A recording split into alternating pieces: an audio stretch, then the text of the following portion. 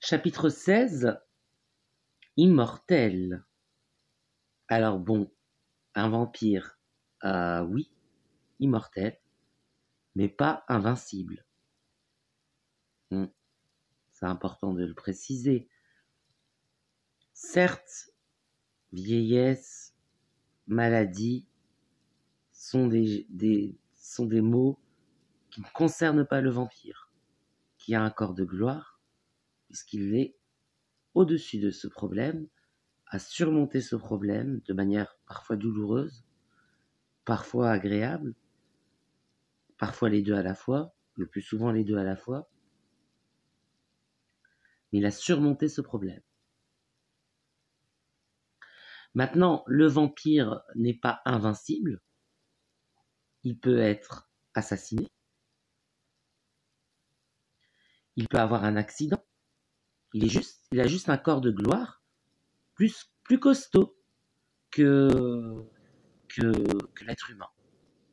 Mais ça ne l'empêche pas de pouvoir mourir assassiné ou d'un accident, comme tout être humain. S'il a un accident grave ou s'il se fait assassiner, il cède au coup des blessures. Le vampire, c'est pareil, seulement il se régénère plus facilement. Oui, mais d'accord, mais attendez, si vous plantez un poignard dans le cœur d'un vampire, il n'y a pas besoin que ce soit un pieu en bois, mais un poignard déjà, ses organes vitaux sont atteints. Donc naturellement, même s'il peut encore revenir, c'est possible, il risque de partir un jour.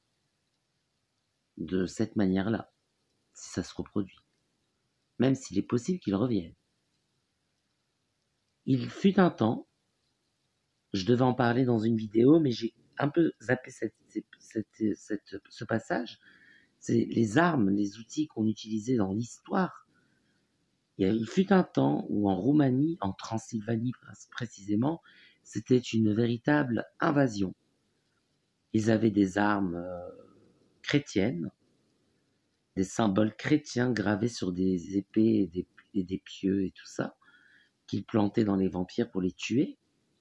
Et une fois qu'ils les avaient tués, ils mettaient du béton armé sur leur tombe pour éviter qu'ils ne ressortent de leur tombe. C'est une époque où il y avait vraiment une invasion de vampires. On a trouvé des tombes comme ça, avec des armes comme ça, en Transylvanie.